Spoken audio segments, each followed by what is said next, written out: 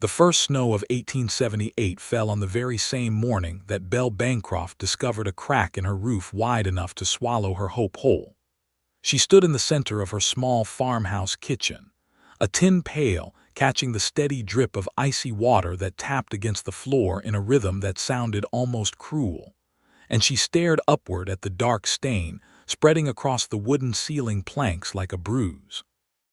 Outside, the Wyoming wind was picking up, moaning through the gaps in the siding, rattling the single-pane windows in their frames, and carrying with it the promise of a winter that would not be kind. She pulled her shawl tighter around her shoulders and pressed her lips into a line so firm they nearly disappeared. She had survived worse than a leaking roof. She had survived the fever that took her husband Daniel 2 years ago, the drought that nearly swallowed her crops the summer before that, and the particular kind of loneliness that settled into a woman's bones when she found herself alone on 40 acres of Wyoming land with no family within 200 miles. Belle Bancroft was not a woman who fell apart easily. But standing there in the gray morning light with water dripping into a pail and the cold pressing in from every direction, she allowed herself one long, shuddering breath before she squared her shoulders and reached for her coat. She would figure it out. She always did. The town of Harrow Creek sat 6 miles east of her property, a small but stubborn collection of buildings that clung to the edge of a frozen creek bed as though the earth itself might try to shake them loose if given half a chance. There was a general store run by a man named Elias Prout, who had the unfortunate habit of speaking to women as though they were slightly less intelligent than his mule. There was a saloon called the Split Rail, a church that was never quite warm enough on Sundays, a livery stable, a sheriff's office, and a small post office that also served as the telegraph station. The population of Harrow Creek numbered somewhere near 300 souls, depending on the season, and most of those souls minded their own business with a kind of aggressive dedication that bordered on religion. Belle had been a fixture in Harrow Creek for 4 years. She had arrived with Daniel when they were both 24, full of a particular brand of optimism that the frontier had a way of burning through faster than lamp oil. Daniel had been a good man, a quiet and steady man, and she had loved him with the uncomplicated certainty of someone who had never had reason to doubt. When he died, the town had mourned alongside her for precisely the appropriate amount of time, and then moved on, because the frontier did not pause for grief. She was 26 now, and she moved through Harrow Creek with the careful self-sufficiency of a woman who had learned not to expect too much from the world. It was on the 3rd day of December that she first really noticed Luke Rhodes. She had seen him before, of course. He had ridden into Harrow Creek sometime in late October, taking a room above the Split Rail and picking up odd work at the livery stable. He was tall, lean in the way of men who ate only what they needed and spent their days in hard physical labor, with dark hair that curled slightly at his collar and eyes the color of creek water in shadow, somewhere between gray and green depending on the light. He was quiet in the way that some men were quiet, not from shyness but from an economy of spirit, as though he had decided long ago that words were a resource not to be squandered. He was 28 years old, a fact Belle would not learn until much later, and he carried himself with the particular ease of someone who was comfortable in his own skin, even when the world around him was anything but comfortable. She was in Prout's general store, loading her basket with what provisions she could reasonably afford, when she overheard him speaking with Elias Prout near the back counter. Prout was telling him about the various properties around Harrow Creek that might be in need of seasonal labor, and he mentioned Belle's farm with the casual dismissiveness he reserved for anything that involved a woman making independent decisions. "The Bancroft widow's place could use some work, I expect," Prout said, not bothering to lower his voice. "Roof looked soft to me last time I rode past, but she won't take help. Stubborn as a fence post, that one." Belle did not look up from her basket.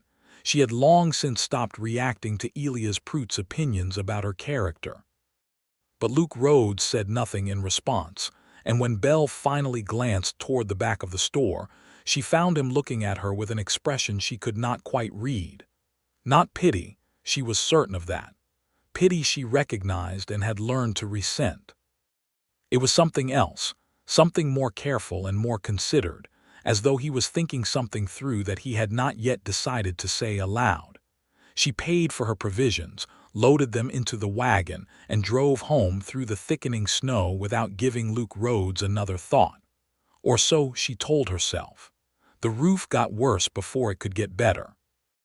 By mid-December, there were 2 spots leaking in the kitchen and 1 in the main room, and the crack she had first noticed had widened to something that allowed a genuine whistle of wind to pass through on the worst nights.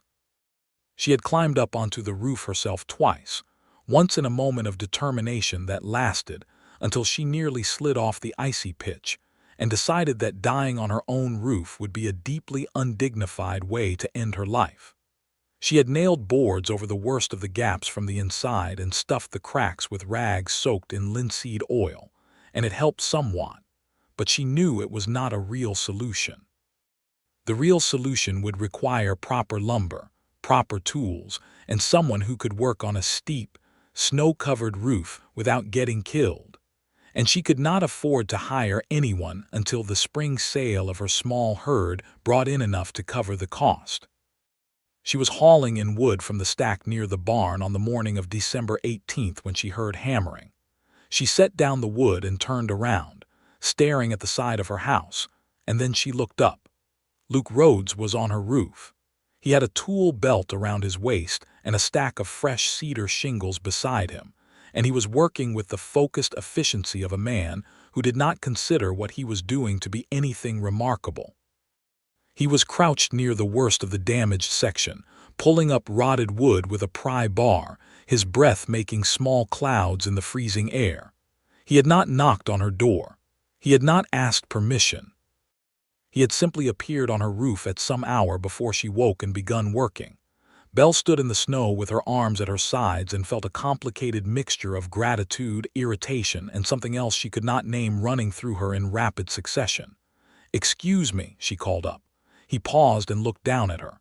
His expression was politely attentive, as though she had simply asked him what time it was.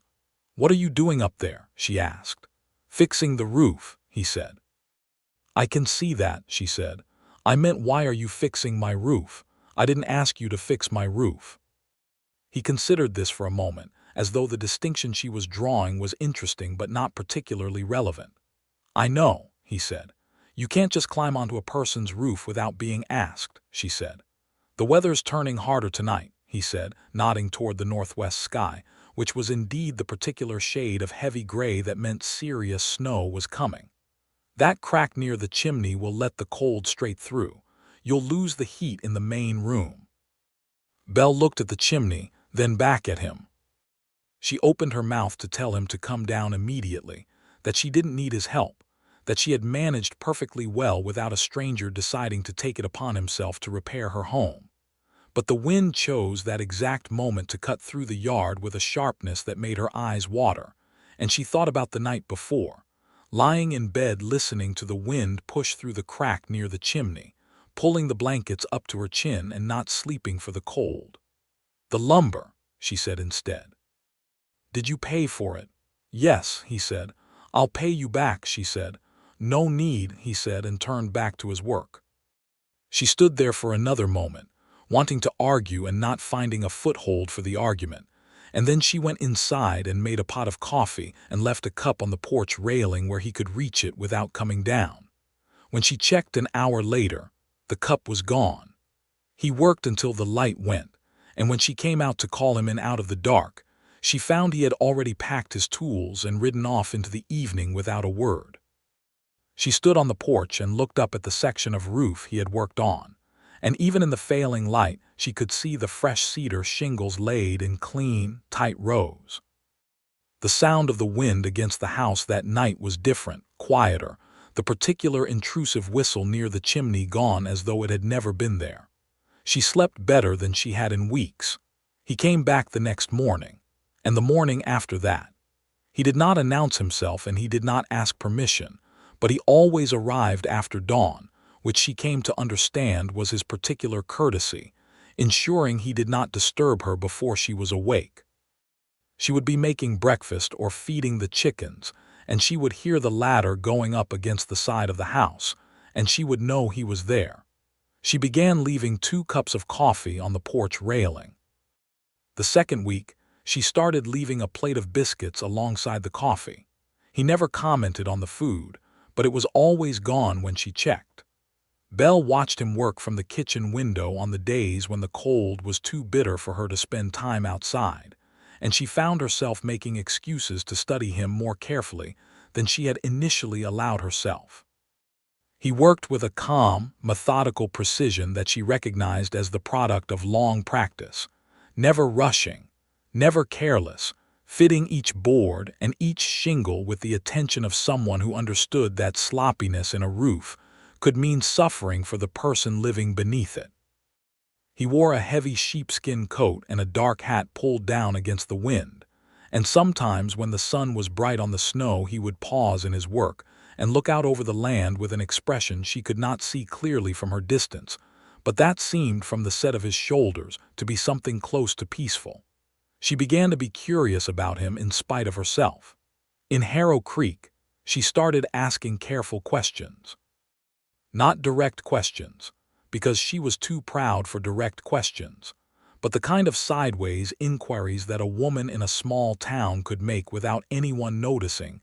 She was particularly interested. She learned from Marta Holloway at the post office that Luke Rhodes had come from Texas, from somewhere in the hill country south of Austin. She learned from Will Greer at the livery stable that he had worked ranches across 4 states, that he was good with horses and better with his hands, and that he minded his own business to such an extent that Will had initially mistaken him for unfriendly, before realizing the man simply didn't talk unless he had something worth saying. She learned from nobody, because nobody seemed to know, why he had come to Harrow Creek specifically or what he intended to do in the longer term. Christmas came and went quietly.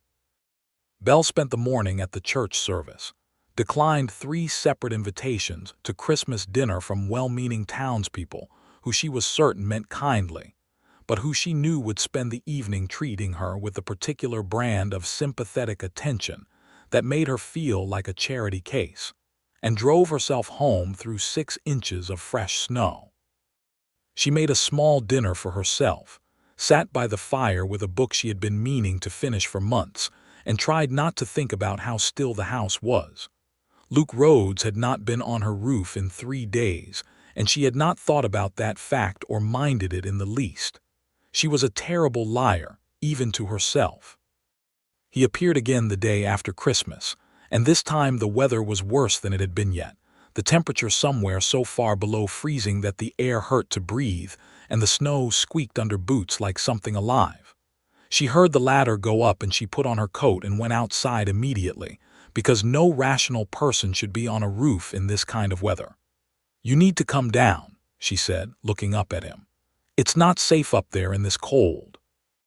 "I'll be done with this section in an hour," he said, not stopping. "You could fall," she said. "I won't," he said. "You can't know that," she said. He paused then and looked down at her with that same measured, considering expression she had come to recognize as his particular way of giving a thing its proper weight before responding.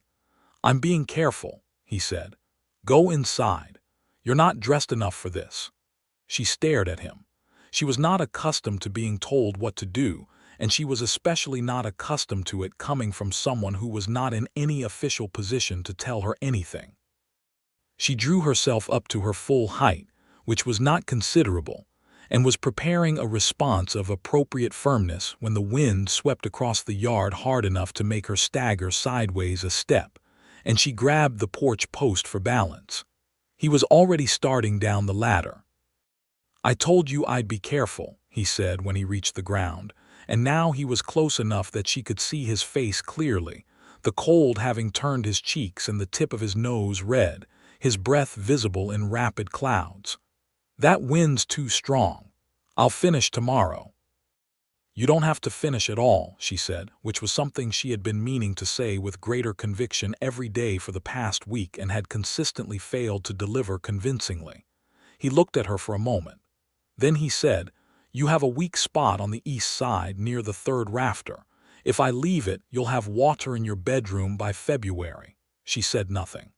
"I'll come back when the wind drops," he said. He coiled the rope he had been using for the shingles, picked up his tools with the efficient economy of motion that characterized everything he did, and walked to where his horse was tied at the fence post. She watched him go, and she was still standing on the porch when he turned his horse toward the road and rode away. The wind that night was extraordinary.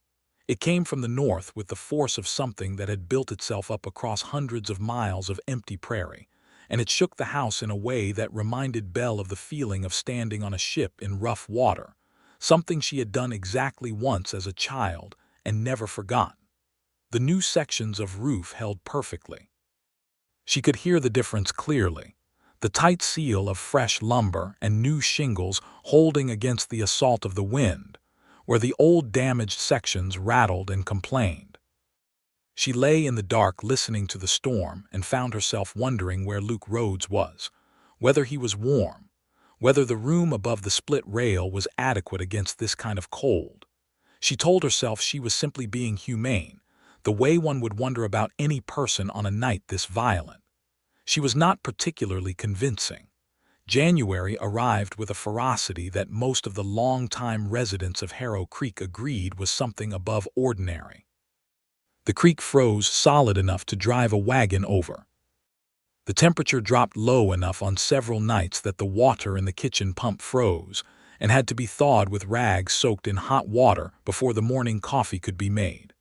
The snow piled up around the base of the house in drifts that reached the window sills, and the world contracted to the near distance of the farmyard and the small circle of warmth that the fireplace and the kitchen stove could maintain. And still Luke Rhodes came. He could not always work on the roof when the cold was at its worst, but he came regardless.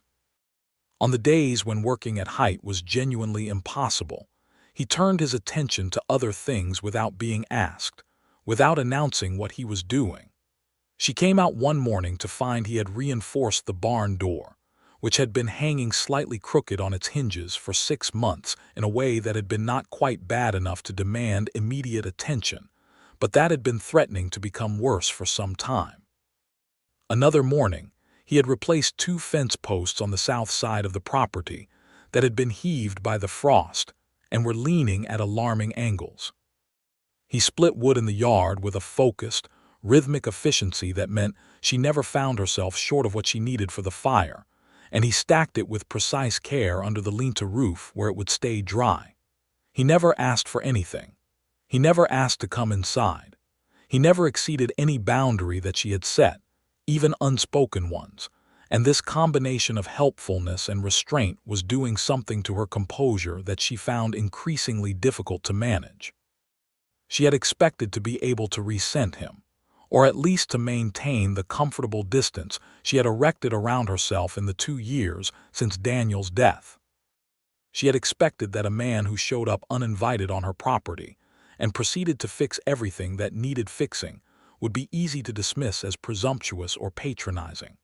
But Luke Rhodes managed, somehow, to do all of these things without a single thread of presumption, and she was finding that her carefully maintained independence had no good defense against simple, practical, unassuming kindness. She invited him inside for the first time on a Thursday in the second week of January. The temperature had dropped so severely that she had watched him from the window for 20 minutes, working in the yard to repair the chicken coop door that had been battered by the wind, and she had noticed he was moving more slowly than usual, his hands clearly stiffening in the cold even through his gloves. She put on her coat and went out. "Come inside," she said. He looked up. "You'll lose the feeling in your hands," she said, "and then you'll be no good to anybody. Come have something hot."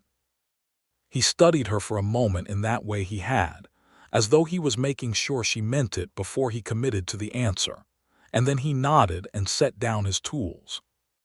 She heated up the beef stew she had made the day before and set it on the table with bread and more coffee.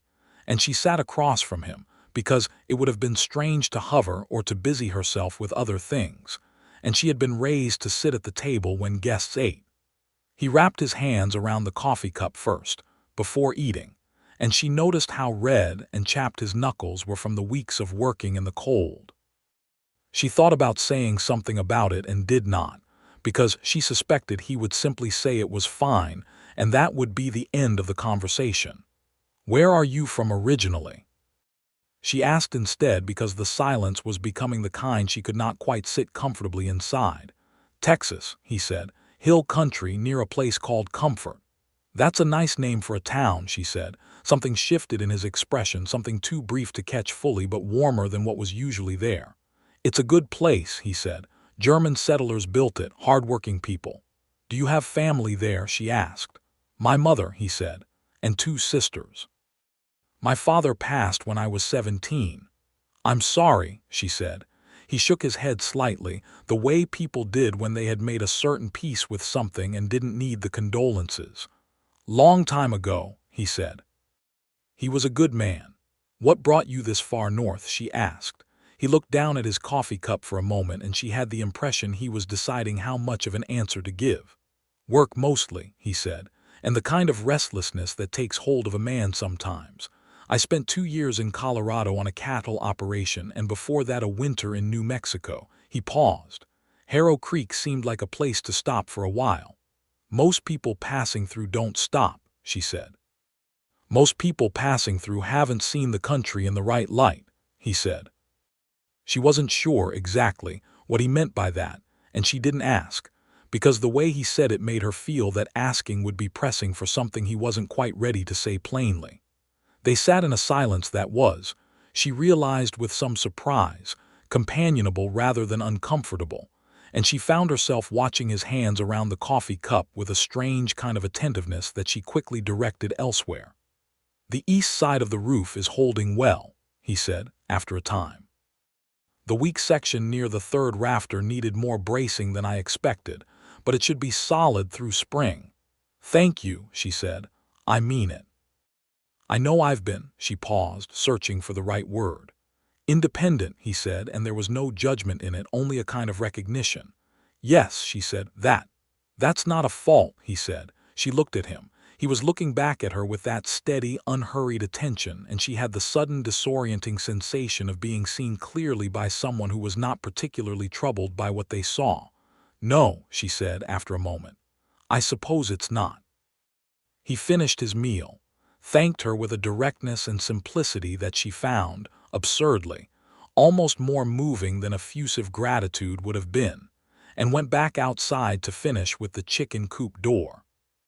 She stood at the kitchen window and watched him work, and she did not bother telling herself that she was not watching specifically.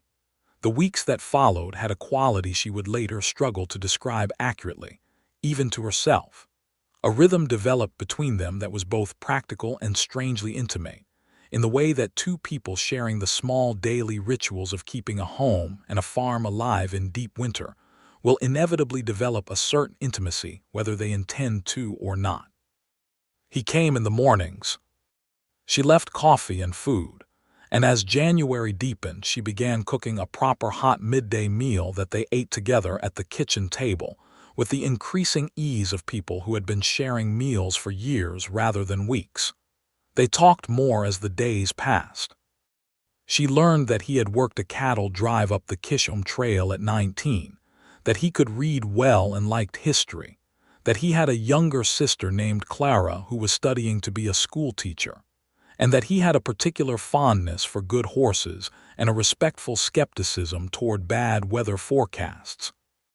He learned that she had grown up in Ohio, the daughter of a schoolteacher father and a mother who had been the best baker in 3 counties, that she had read every book she could get her hands on from the age of 8, and had a sharp mind for arithmetic that Elias Prout at the general store had never once acknowledged, and that she had come west with Daniel full of genuine hope that she still felt traces of on the right kind of morning, when the light was clear and the land stretched out around her in a way that still occasionally took her breath away. She told him about Daniel one afternoon in late January, sitting at the kitchen table with the fire going and the snow coming down outside in a steady, intimate curtain. She had not talked about Daniel at length to anyone in a long time. The town of Harrow Creek had been kind in the immediate aftermath of his death, but kindness in small frontier communities had its practical limits, and people had their own difficulties to contend with.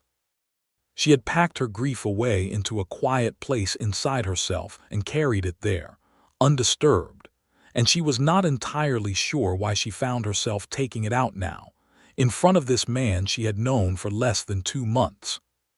She talked about the fever, how fast it had moved, how she had nursed him for 6 days and 6 nights, and on the 7th morning he had simply been gone.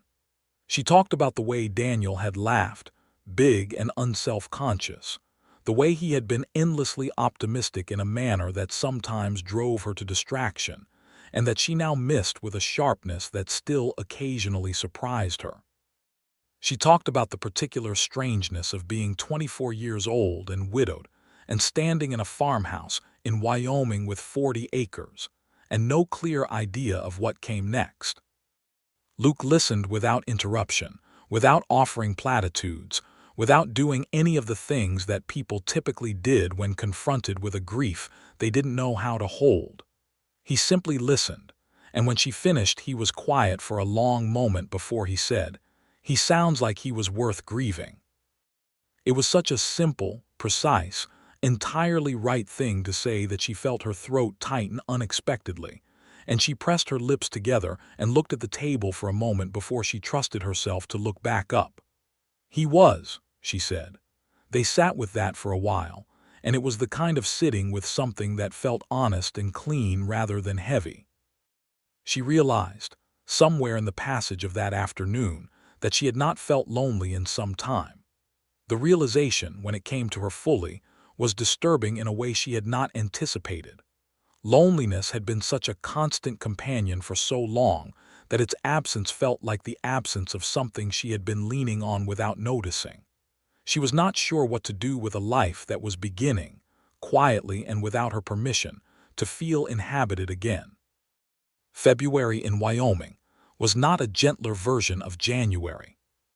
It was simply a continuation of the same cold, the same snow, the same relentless wind coming off the mountains to the west, but with the addition of a particular kind of winter fatigue that settled into people around the 6th or 7th week of constant cold, a tiredness not of the body but of the spirit, a yearning for color and warmth and the smell of something growing.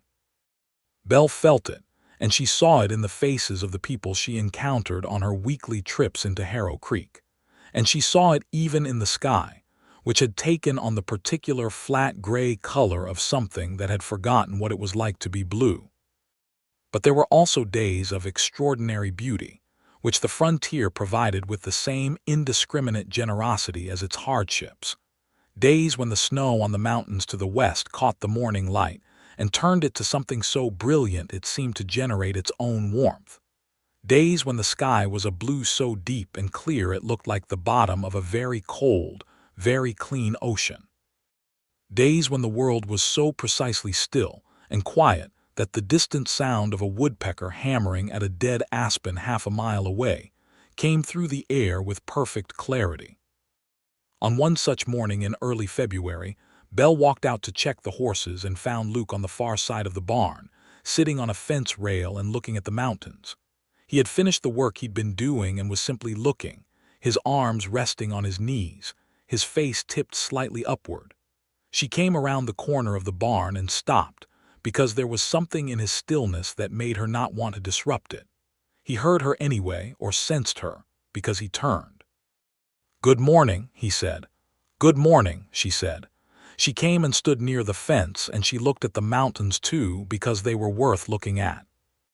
The light was hitting them in a particular way that morning that made them look closer than they were, sharp and detailed, the snow on the upper reaches catching fire in the early sun.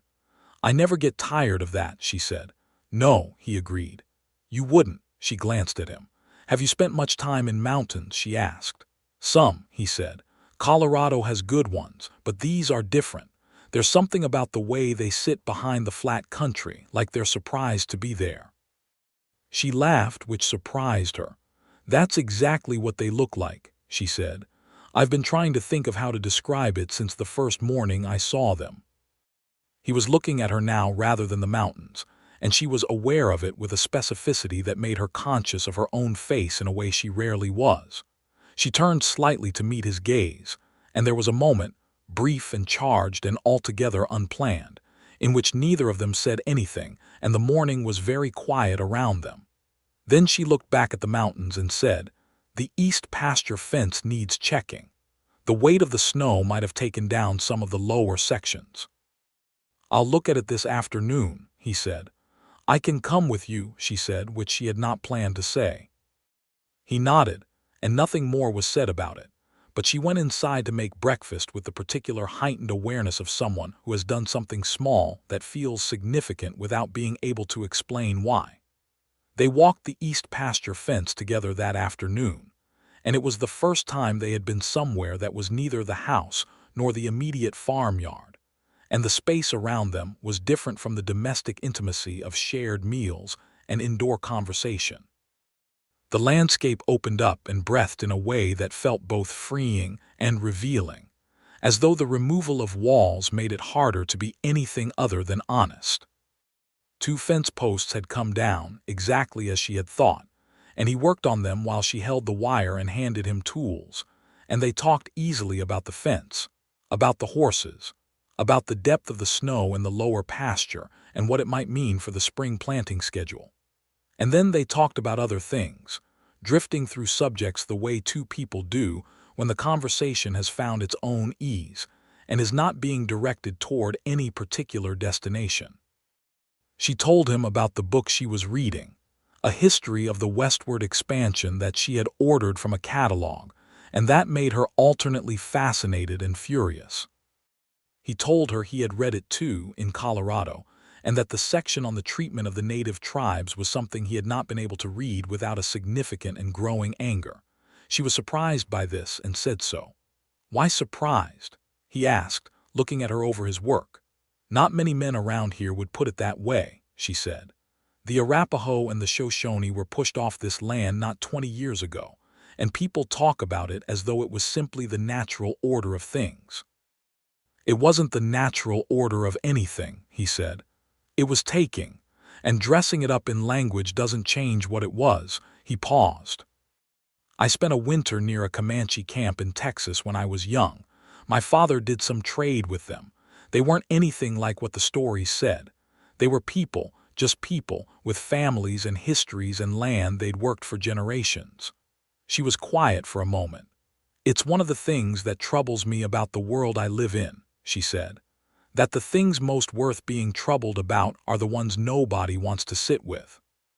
He looked at her with something in his expression that she was beginning to identify as a specific kind of attention, the kind that meant she had said something he was putting away to think about more carefully later. "You'd be good in a debate," he said. "I'd be better if anyone would let me participate in one," she said dryly. He smiled at that. It was a full smile this time, not the careful half-smile she had seen before, and it changed the whole character of his face, opening it up into something unexpectedly warm. She was not prepared for how it affected her, and she directed her gaze firmly at the fence wire. They finished the fence as the afternoon light was beginning its rapid winter decline, and they walked back to the house side by side through snow that came up past their boot tops, and she thought that she could not remember the last time she had spent an afternoon in company that felt this uncomplicated and this right. It was 2 days later, on a Saturday morning, that she finally asked. She had been thinking about asking for weeks, in the way that a thought circles around the edges of conscious attention without quite being invited to the center. She would be washing dishes or feeding the horses or lying awake in the early morning dark, and the question would present itself again, patient and persistent. She had told herself it was too personal, too direct, that it would change something in the comfortable rhythm they had developed. But on that Saturday morning, watching him through the kitchen window as he worked on the last damaged section of the roof, she decided that she had been telling herself a great many things that were not entirely honest, and that perhaps it was time to stop. She put on her coat and went outside.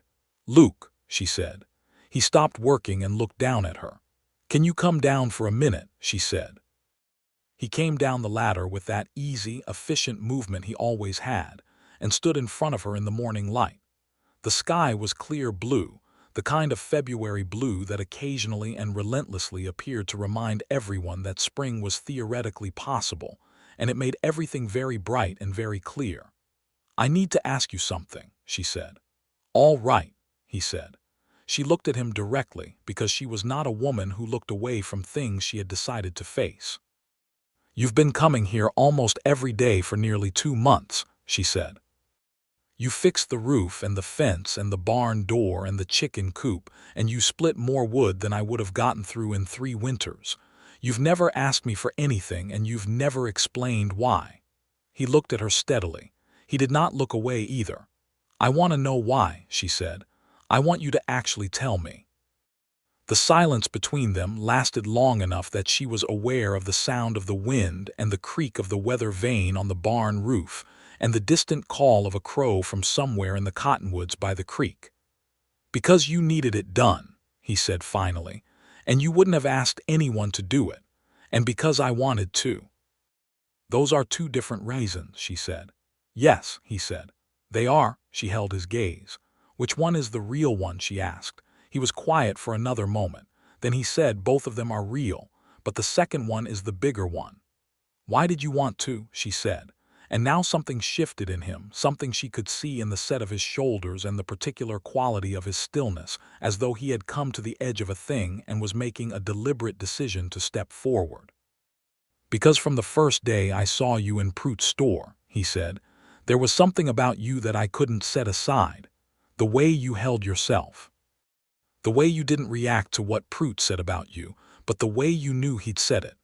The way you walked out of that store like you carried the weight of that farm and everything on it, and you were doing it on your own terms." He paused. "I thought about you a great deal more than I should have, given that I didn't know you.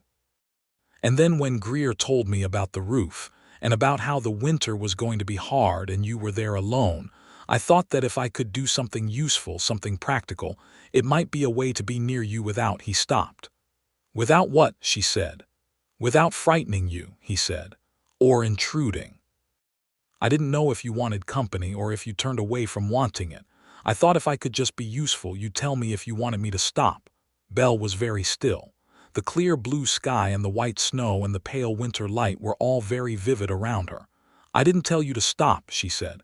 "No," he said, "you didn't." "I left coffee on the railing every morning," she said. "You did," he said. "And biscuits," she said. The corner of his mouth moved. "Good biscuits," he said. She felt something shift inside her, something that had been held carefully in one position for a very long time, relaxing into something different and more expansive. "I need to be honest with you," she said, because she thought they were apparently doing that now, being honest. "I told myself I kept leaving the food out because it was the decent thing to do, because any reasonable person would offer something hot to someone working in the cold. And," he said, "and I think I was lying to myself," she said. "I think I left it out every morning because I wanted you to come back." The look on his face then was something she was certain she would carry with her for the rest of her life. That particular moment when a man who has been carefully holding something at a careful distance is given permission to let it closer, and the relief and the warmth of it is visible in every line of him. "Belle," he said, and the way he said her name was different from any time he had said it before, less careful, more unguarded. "Don't say something foolish," she said quickly. "We've only known each other since December." "I know," he said. "I'm not suggesting anything foolish." "Good," she said. "I'm only saying," he said, "that I'd like the chance to know you properly. If that's something you'd consider." She looked at him for a long time, and she thought about Daniel, and she thought about loneliness, and she thought about the morning 2 weeks ago when she had realized she had stopped feeling lonely without noticing when it had happened. and she thought about mountains that looked surprised to be there, and good biscuits and fence wire, and a man who had decided the best way to show her something was to do something useful with it. "I'll consider it," she said. He nodded, and that careful half-smile was back, but now she could see what was behind it, and it was not careful at all. The spring thaw began in late March, arriving by degrees in the way Wyoming springs always did, announcing themselves tentatively, and then retreating for another few days of cold before advancing again. A slow and cautious negotiation between the winter that had held everything in its grip for so long and the warmth that was coming regardless. The snow pulled back from the south-facing slopes first, leaving dark patches of earth that steamed in the midday sun. The creek began to run again, a sound that after months of frozen silence seemed almost extravagant in its cheerfulness. The cottonwoods showed the first faint suggestions of green at their tips. And Luke Rhodes was still coming to Belle Bancroft's farm every morning.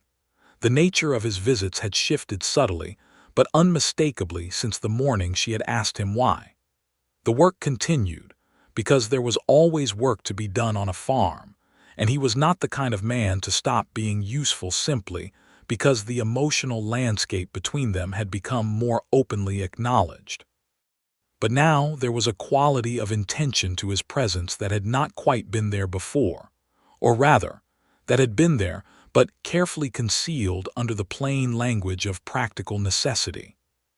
He came because he wanted to be there, and she knew it, and he knew she knew it, and this shared knowledge changed the texture of everything between them. They took to walking the property together in the evenings when the weather allowed it, the way she and Daniel had once done, though it took her a while to separate the echo of that old habit from the very different feeling of this new one. Luke was a different kind of company than Daniel had been. Daniel had filled silence with cheerfulness, with plans and ideas, and the particular energetic optimism that she had loved in him. Luke left space in a conversation, let things breathe, and she found that this too was its own kind of comfort, the comfort of being with someone who did not require her to perform anything she was not feeling. He told her more about himself as the weeks passed. He told her about the cattle drive at 19, the particular freedom and particular misery of 6 weeks on horseback, moving a herd of 2,000 head north through brutal country. He told her about a year he had spent in Colorado working a silver mine, which he had done out of financial desperation, and which had confirmed for him with absolute certainty that underground work was not something he was built for. He told her about the winter in New Mexico, working on a ranch near Santa Fe for a man named Cordero, who had been one of the most skilled horsemen he had ever seen, and who had taught him more in 3 months about reading horses than he had learned in the previous 10 years. She told him about Ohio, about her father's school, where she had spent her afternoons as a child surrounded by the smell of chalk and old paper and the particular excitement of ideas. She told him about reading everything she could find, geography and history, and the occasional novel that her father considered morally permissible, and how the desire to see the places she had read about had been part of what had made the prospect of going west feel like opportunity rather than exile. She told him about the first morning she had woken up in Wyoming and walked outside and seen the mountains and thought, with a certainty that surprised her, that she had arrived at something right.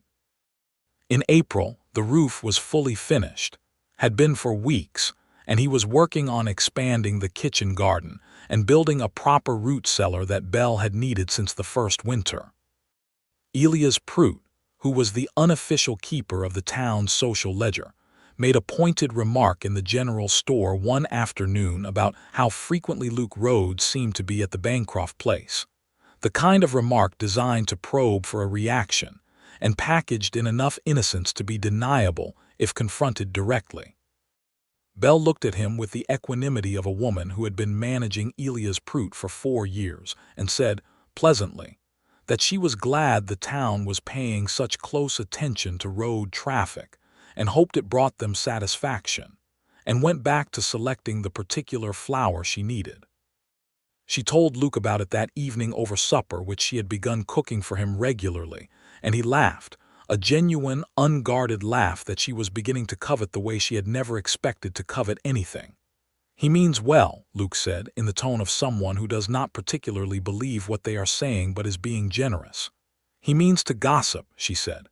"Small towns and gossip are the same word," he said. "They are," she agreed. "Are you bothered by it?" He looked at her across the table with that steady attention. "No," he said. "Are you? People have been talking about me since I was a widow of 24 managing a farm alone," she said. "I have long since stopped rearranging myself to suit the conversation." "Good," he said simply. In May, on a warm evening with the windows of the farmhouse open to the first real warmth of the season, the smell of the greening earth coming through on a gentle breeze, Luke asked her to walk with him after supper.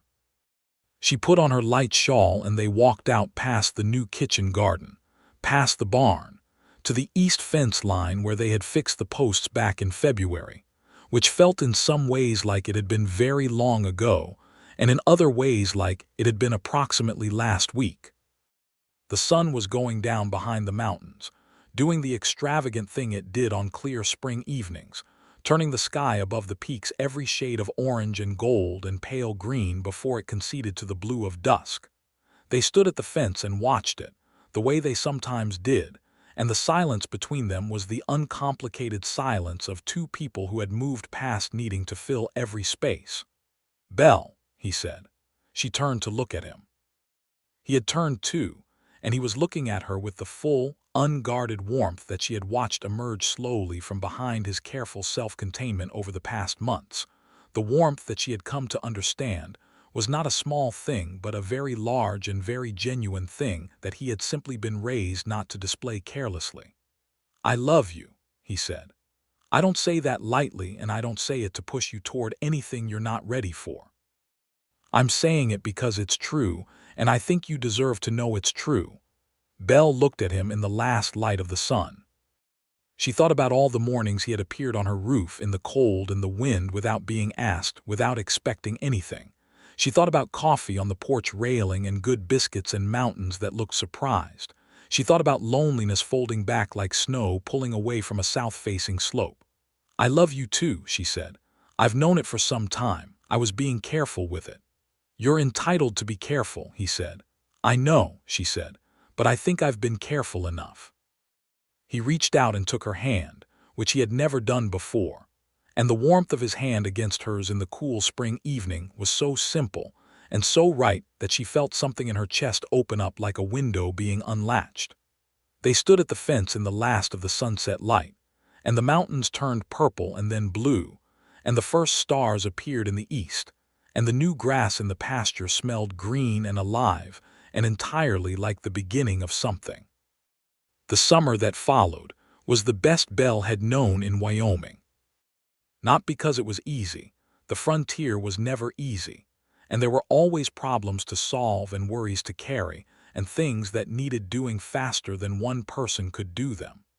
But there was a difference between struggling alone and struggling alongside someone, and she discovered that difference with the particular intensity of someone who had been on the wrong side of it for long enough to truly appreciate the right side. Luke was at the farm every day through June and July, and in August he formally ended his arrangement at the room above the split rail and moved his few belongings into the barn, which was hardly a romantic arrangement but was practical and was his own choice, made with a propriety that she understood was for her sake as much as his, a way of being present without making assumptions. The town talked, of course, and she let them talk, because the town's opinion of her living arrangements was precisely as relevant to her as it had always been, which was not very. He asked her to marry him on a Sunday afternoon in late August, sitting on the porch in the shade while the heat pressed in from the open yard, and the horses stood drowsily in the paddock with their tails switching. He did it without ceremony and without a speech, which was entirely in character, and the way he did it was so perfectly him that she would not have changed a single thing about it. "I'd like to marry you," he said, "if you'll have me." I'm not a wealthy man and I'm not a simple man, but I'd give you everything I have and spend the rest of my life making sure you never have to fix a roof alone." She was quiet for a moment, looking at him in the afternoon shade. "The roof doesn't need fixing anymore," she said. "I know," he said, "but the principle stands." "Yes," she said, "I'll have you." They were married in October of 1878 in the church in Harrow Creek on a Saturday morning with the aspen trees along the creek road turned to gold and the sky a clear, brilliant blue. The ceremony was performed by Pastor Wills, who was a decent man if an occasionally long-winded one, and attended by most of Harrow Creek, because in a town of 300 souls, a wedding was an event regardless of anyone's personal feelings about the parties involved. Even Elias Prout attended, and was overheard saying to his wife that it was about time, which Belle thought was an excellent example of a man revising his position without acknowledging he had ever held a different one. Martha Holloway from the post office cried, which Belle had not expected, and which touched her more than she was quite prepared to show. Will Greer shook Luke's hand so firmly it was practically a contest of strength, and said, with the particular sincerity of a man who means what he says, that he had known Luke would end up at that farm the minute he'd met him. Luke raised an eyebrow at this and said that Greer might have mentioned it sooner, which made Belle laugh. She had worn a dress of deep blue, the best she had, with her dark hair pinned up under a small hat with a cream-colored ribbon that Marta had helped her trim. Daniel's wedding ring she had moved to her right hand the week before, deliberately and with the private acknowledgement that this was its right place now, a piece of her history that deserved to be honored rather than replaced. Luke had noticed and said nothing, which was exactly right. When the pastor asked Luke if he would take Belle Bancroft to be his wife, Luke looked at her with the full, steady certainty of a man who had been sure of something for a very long time, and said yes, in a voice that carried easily through the small church without effort. They returned to the farm as Mr. and Mrs. Rhodes, as the afternoon light was going golden over the mountains, and the house that had felt so quiet for so long was full of the particular warmth of two people who have come home to somewhere they both belong. The first winter of their marriage was different from the winter that had brought them together in every way that mattered, though the cold was just as certain and the snow just as deep. But the house was warm and the roof was solid, and there were two sets of hands for everything that needed doing. And in the evenings, they sat by the fire with books or conversation, or the comfortable, easy silence of people who have nothing they need to be performing for each other. Luke proved to be exactly what his months of quiet, steady work had suggested he would be. A man who showed up, completely and consistently, for the life they were building together. He had a gift for the practical that Belle admired genuinely and built on, because she had her own gifts, in the management of their small accounts, and the negotiating of prices with merchants, and the relentless organization that kept the farm solvent through years that tested them. They complemented each other in ways that surprised both of them occasionally, finding that the other had thought of something they hadn't, or had a skill or a perspective that filled a gap they hadn't known was there. He bought 4 additional horses in the spring of 1879 with money he had saved, beginning what he had quietly intended since before he'd asked her to marry him. A small horse breeding and training operation that would expand the farm's income beyond the cattle and crops that had always been its mainstay. He had the eye for horses that Cordero had seen in him years ago, the ability to read a horse's temperament and potential with a patience and accuracy that Will Greer, who bought several animals from him in that first year, called something close to uncanny.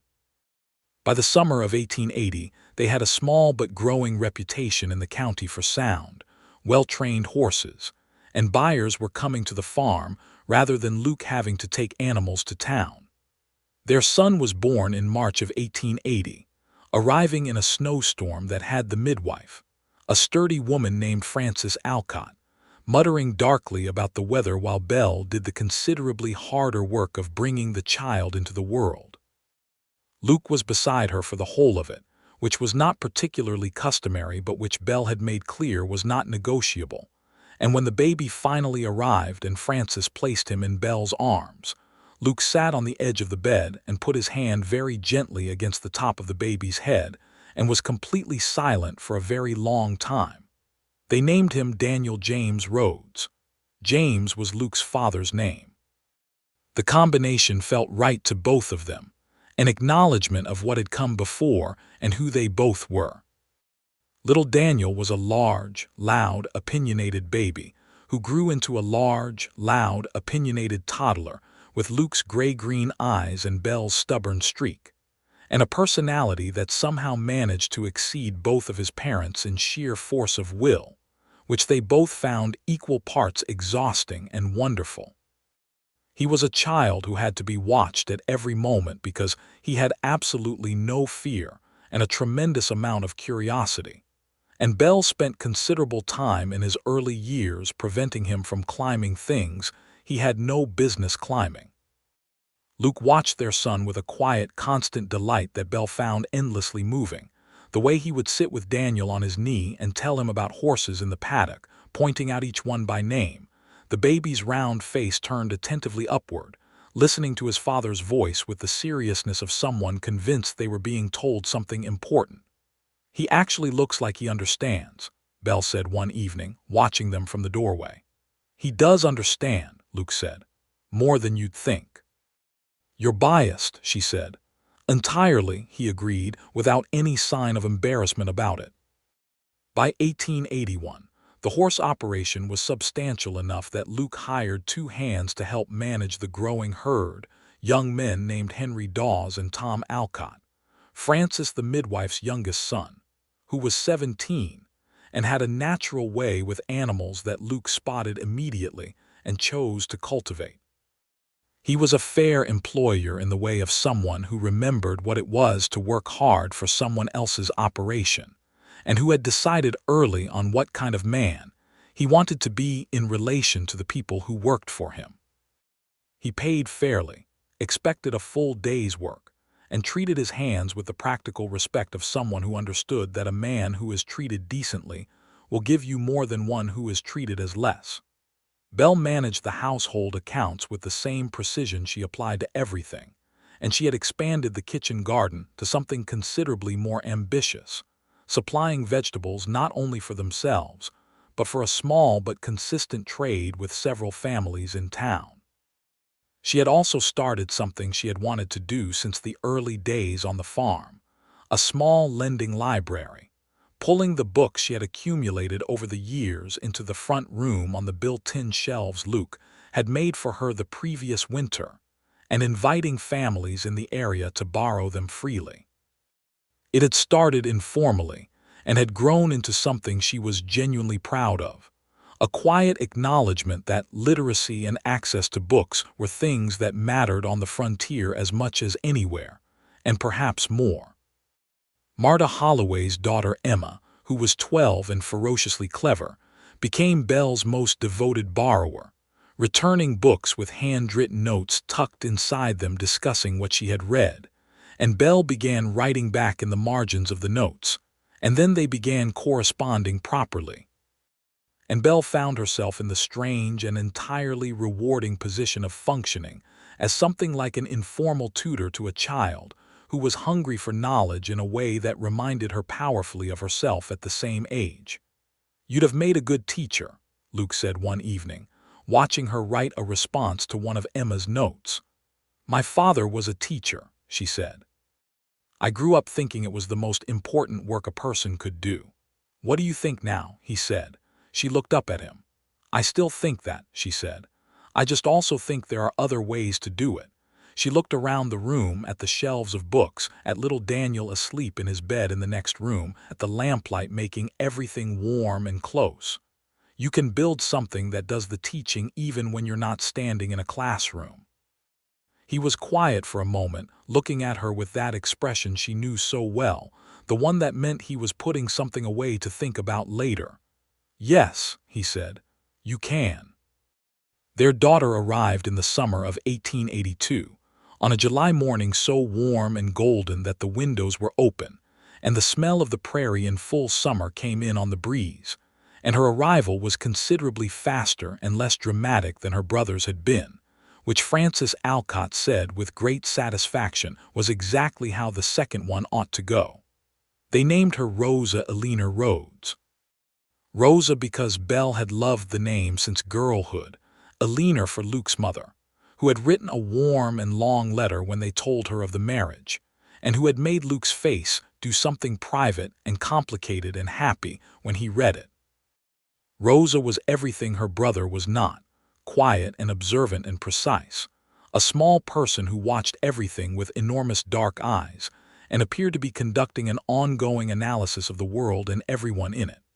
She walked early and spoke late, and when she did finally speak it was in complete sentences, as though she had been waiting until she had something worth saying, which made Belle laugh every time she thought about it because it was so entirely her father's daughter. Daniel adored her from the moment she arrived, which Belle had been somewhat uncertain about in advance, because Daniel's approach to most things involved a level of physical enthusiasm that was not always compatible with fragility. But he was surprisingly gentle with Rosa, bringing her things to look at, sitting beside her and narrating the world in his ongoing, loud, cheerful way, and Rosa would watch him with those enormous dark eyes and occasionally, very deliberately, smile. "He's a good brother," Luke said one evening, watching them through the window. "He is," Belle said. "He surprised me." "He surprises me regularly," Luke said, with the mild pride of a man who is delighted by this fact.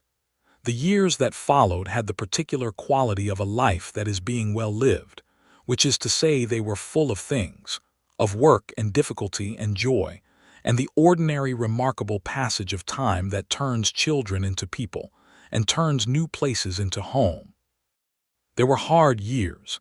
1883 was a difficult one for the cattle operations across the region, and they felt the pressure of it, though the horse operation insulated them somewhat, and Belle's careful management of their accounts meant they came through without the crisis that took several other small operations in the county to the wall. There was a summer when Daniel had a fever that terrified them both for several nights before it broke and left him hungry and cheerful, and driving them to distraction again within a week. There was the spring the flooding on the creek washed out the lower fence entirely and required 2 weeks of hard rebuilding. But there was also the morning Daniel, at 4 years old, caught his first fish in the creek and turned around holding it up with an expression of such pure, explosive pride that Belle sat down on the bank and laughed until she cried. There were the evenings when Rosa would climb into Luke's lap and demand that he read to her, which he did with a patience and a warmth that Belle never once took for granted. There were the winter nights when the children were asleep, and the house was quiet and they sat by the fire together, talking or reading or simply sitting, and Belle would look at the man across the hearth from her and think about a morning in December 5 years ago when she had stood in the snow and looked up at a stranger on her roof and told him she hadn't asked him to fix it. She thought about that a great deal over the years, the particular improbability of it. The way that a leaking roof and a cold winter and a man who had decided to do something useful with what he was feeling had changed everything. Luke caught her looking at him one such evening and raised an eyebrow. "What?" He said. "Nothing," she said. "Just thinking. Good thoughts or complicated ones," he said. "Grateful ones," she said. He looked at her for a moment and then he set down his book and crossed the room and sat beside her, which he sometimes did when he wanted to be closer than across the hearth allowed, and she leaned into him with the ease of long habit, and the fire crackled and the wind was outside where it belonged and the house was warm and full. "The roof held," he said, which was such a Luke thing to say, the practical wrapped around the personal like a coat, that she laughed. "Yes," she said, "it did." By 1885, the Rhodes farm was something that the early version of it could not have imagined. The house had been expanded twice, first with a proper bedroom added for the children, and then with a larger kitchen that had been Belle's most pressing practical desire for 3 years. The horse operation had grown into something genuinely respected across the county, with buyers coming from as far as Cheyenne for Luke's trained horses. They had taken on a third hand, an older man named Silas Webb, who had been a ranch foreman in his working prime, and who had ended up in Harrow Creek with nowhere particular to go, and who proved to be the best thing that had happened to their operation in terms of practical horse knowledge since Luke had started building it. Emma Holloway, by now 16 and still ferociously clever, had, through Belle's informal tutoring and book lending, developed an academic preparation that was allowing her to consider possibilities that most young women in Harrow Creek had never imagined. And Belle had written several letters on her behalf to educational institutions in the East that offered programs for women. She took a genuine and personal pleasure in this that she recognized as something of her father in her, the satisfaction of watching a mind grow into something larger than the circumstances it started with. Luke had quietly built a proper reading room onto the front of the house the previous winter, with better shelves and 2 comfortable chairs, and a window that looked out toward the mountains. And he had told her it was for the book lending, but she knew it was also for her, because he had seen how she lit up when she was in the middle of a book or in the middle of a conversation about one, and he had decided the least he could do was give her a room that was equal to that. She had stood in the new room on the morning he showed it to her, looking at the shelves and the window and the mountains in the distance, and she had not trusted herself to speak for a moment. "It's too much," she finally said. "It's boards and a window," he said. "It's not enough." She had turned and looked at him, and he had looked back, and that was all, because sometimes everything that needed to be said between them could pass in a look. Daniel was 5 in the spring of 1885, and Rosa was 3, and they were a presence in the house like weather, loud and various and constantly generating both messes and moments of such pure, unplanned joy that Belle would sometimes stop what she was doing and simply stand in whatever room they were in and look at them with the particular amazement of a person who has been given more than they expected. One morning in May, Daniel came running into the kitchen with the information that there was a bird's nest in the rafters of the barn with 3 eggs in it. Rosa was right behind him, shorter and more deliberate but moving with purpose, her dark eyes bright. They both looked at Belle with the expectation of shared excitement. "Show me," Belle said, and put down the bread she was making.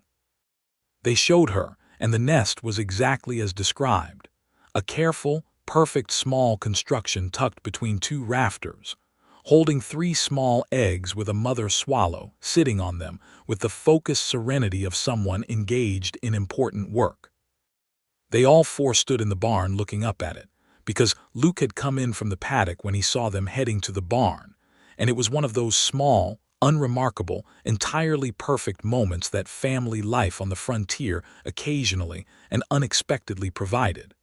Daniel wanted to know how long until the eggs hatched. Rosa wanted to know how the mother bird knew how to build the nest. Luke answered them both with the patient thoroughness he always brought to their questions. Belle watched him with her children on either side of him, his hat pushed back on his head, the morning light coming through the barn door, and felt the specific, undramatic, enormous happiness of a life that had come to exactly the right place. The summer of 1885 was warm and long and generous. The horses were in excellent condition, and several particularly good foals had been born in the spring, including one that Luke said quietly, with the particular restrained excitement he showed when he saw something exceptional, was the best he had bred yet, a bay colt with the intelligence and the structural soundness that combined to produce something beyond ordinary. He would need 2 years to bring him fully into training, but Luke was not a man who rushed a thing that deserved patience, and he had been right about horses enough times that Belle took his quiet certainty seriously.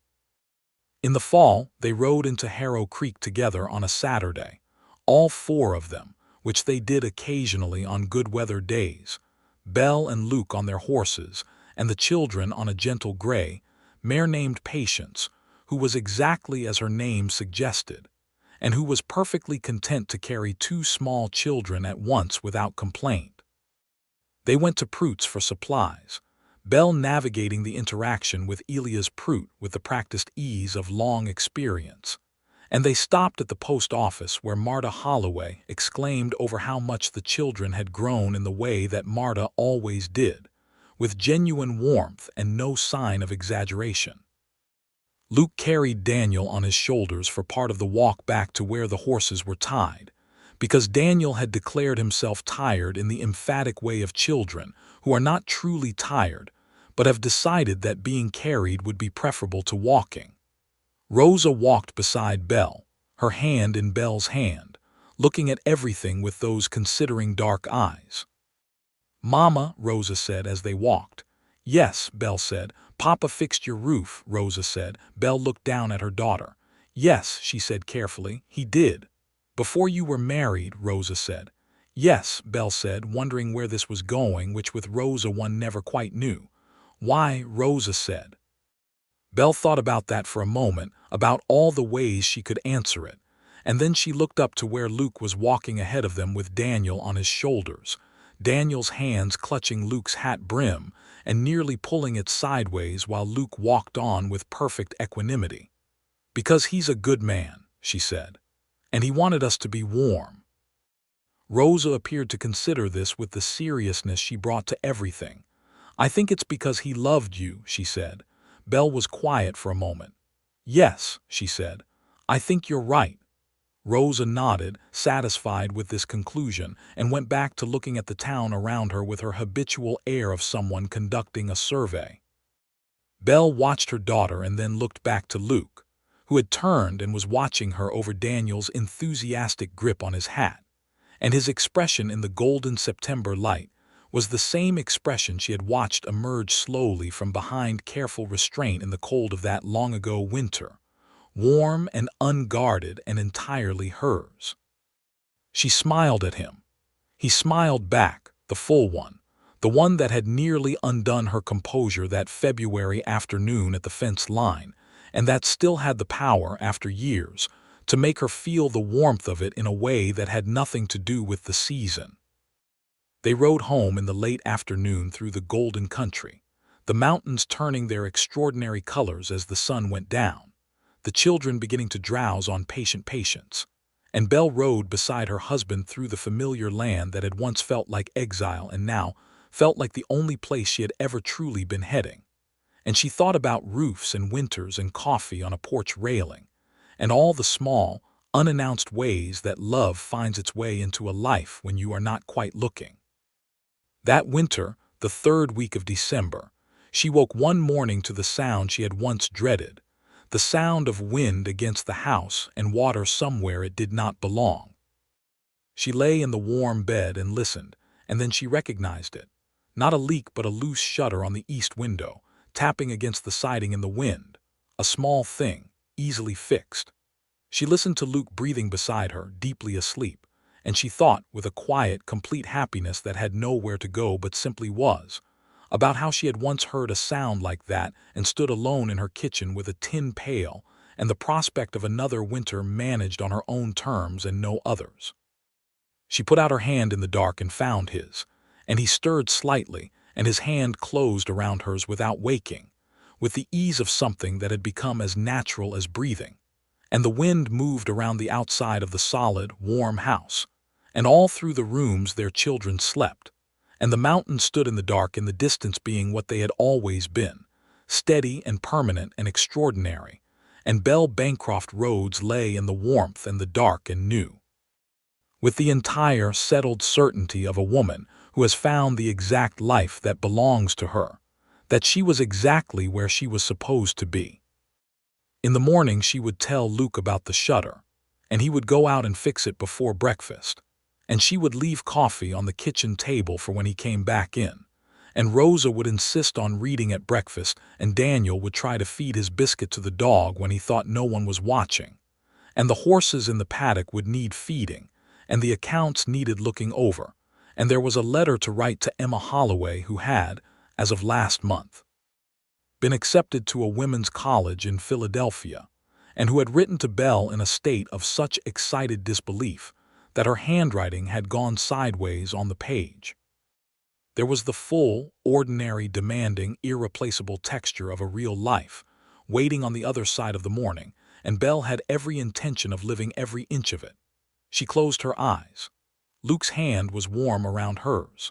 Outside, the Wyoming wind moved through the dark, and somewhere in the distance the mountains held their ground, steady as they had always been, surprised to be there and magnificent for it.